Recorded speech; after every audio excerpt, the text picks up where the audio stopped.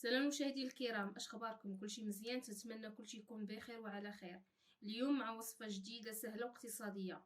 مسمن مورق في الفران بحشوه بنينه بزاف. الا جربتوه ما غاديش يبقى يخطاكم. نبداو على بركه الله. في مقله تندير الزيت بلديه، تنزيد عليها بصله مشلضه وفلفله مقطعه هي قطع صغيره،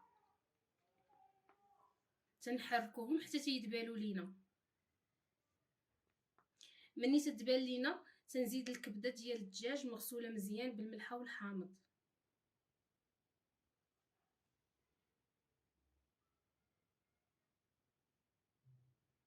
تنزيد القزبر ومعدنوس مقطعين،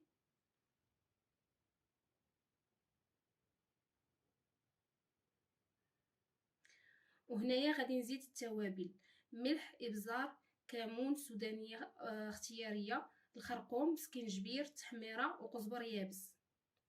تنزيد الزيتون مقطع قطع صغيره بزاف.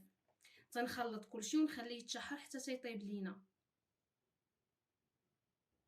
من يتشحر تنخليوه على جنب باش يبرد لينا باش نستعملوه في الحشو. دابا غادي ندوز للعجين. تنحتاج جوج زليف ديال الدقيق الفورص وزلافه ديال الفينو. تنضيف خماره ديال الحلوى من فئه 7 غرام، نص معلقه ديال الملحه، معلقه كبيره ديال العسل، وربع كاس ديال الزيت بلديه. تنخلط كلشي وتنجمع العجينه بالماء حتى تنحصلوا على عجين متماسكه. هنايا البنات مني غادي نجمعها غادي نبقى ندلكها. انا بالنسبه ليا دلكتها مزيان، اذا غادي نستعملها ديريكت. بالنسبه للبنات اللي ما تيدلكوش يقدروا يديروها في بلاستيكه ويخليوها ترتاح واحد الساعه ونص.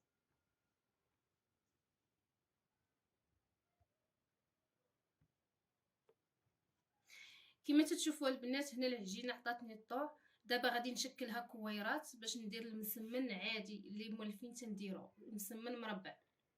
بالنسبه قبيله ضفت العسل باش تجينا العجينه محمره. هنايا تنورقها باستعمال الزبده مذابه، الفينو والزيت عاديه. كما قلت لكم تنشكلوه على شكل مسمن مربع وتنبقى غاديه هكا تنساليو العجين.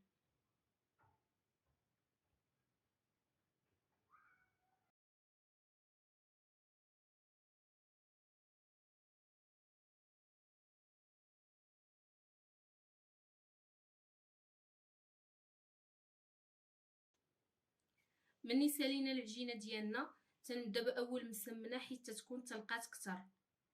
تنطلق المسمنه كيف تتلاحظوا. تندير الحشو اللي بردات من قبل وتنتني المسمنه من الاطراف ديالها على هذا الشكل، وتنوضع زيتونه في الوسط وتنبرك عليها شويه.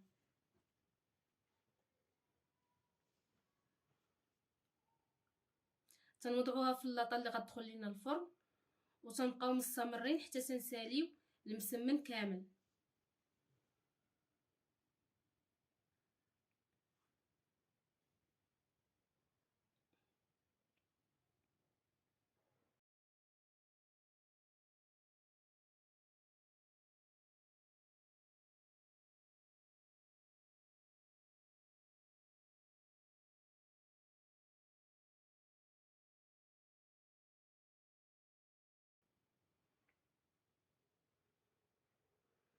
من بعد ما سالينا تندهن المسمن ببيضه وتنرشو بزنجلان. في هذه الاثناء تيكون الفران مسخن على درجه حراره 170. تنشعل عليه من الفوق ومن التحت حتى تيتحمروا لينا، عاد تنطفي الفوق.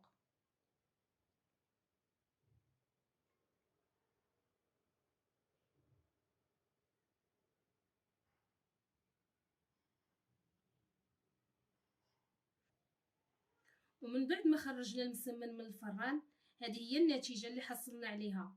مسمن مورق وبنين بزاف والحجو تيجي رائع كيف تلاحظوا معايا في الشكل. شكرا على المتابعه، نتلاقى في وصفه جديده اقتصاديه وسهله. بالصحه فطوركم.